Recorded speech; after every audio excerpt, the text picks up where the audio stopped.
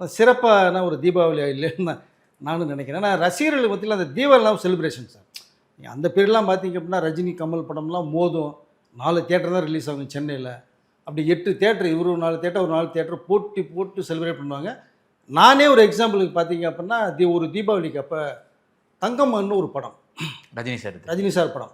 அதுக்கு பத்திரிகையாளர் ஷோ கிடையாது. ப்ரீவியூ ஷோ மாரி ஒண்ணு போட்டாங்க. அதுக்கு வாங்கிட்டு தங்கமகனுக்கு போறோம். காசினோ தியேட்டர் ஸ்பெஷல் இது. போய் படம் பார்க்குறோம்னு உட்காந்துட்டு இருக்கிறோம். நம்ம ஏவிஎம் உடைய லோகோ வருது.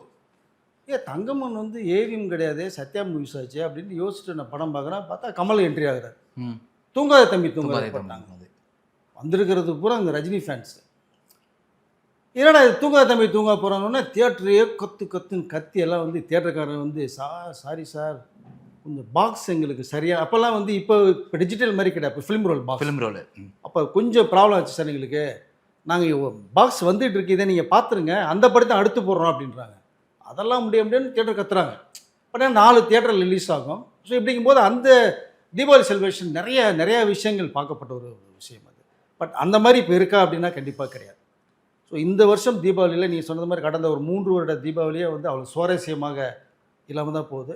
அது அடுத்த வருஷத்துல தான் தெளிவாகும்னு நினைக்கிறேன் நான்.